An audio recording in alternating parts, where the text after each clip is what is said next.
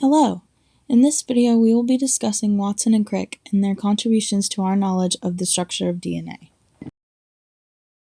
So I know you're probably wondering, who were Watson and Crick?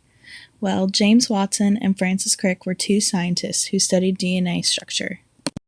They have been credited with several contributions, including discovering the double helix structure of DNA, creating a model of DNA that is still used today, and introducing the idea of base pairing and how these bases keep a consistent width between the two strands. Base pairs refer to the nitrogenous bases located between the DNA strands in the double helix. These pairs line up along the length of the double helix, forming rung-like structures, like in a ladder.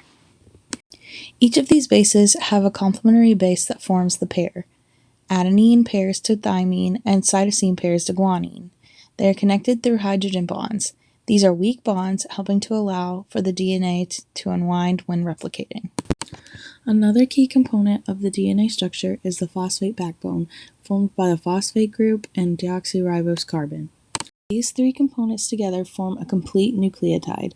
The DNA is completely made of these nucleotides. Nucleotides stack on top of each other with the help of the covalent bonds formed between these deoxyribose carbons and phosphate groups. The bonds here during stacking cause hydrophobic interactions, and these are the main force in stabilizing the double helix structure. Now that we have discussed the makeup of the Watson and Crick model, we can now discuss the geometry of the DNA itself.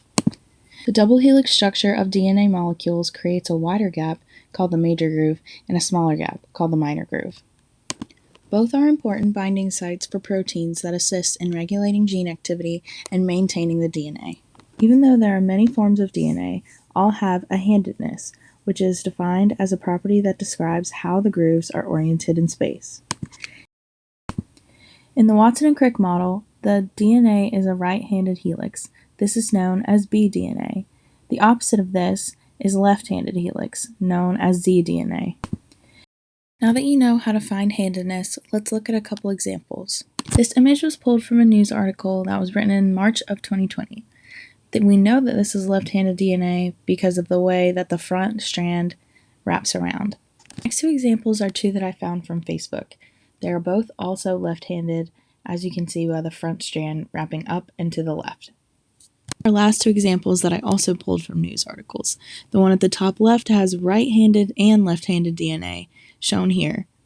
The one at the bottom of the screen also has left-handed DNA, as you can tell by the strand wrapping around and up to the left.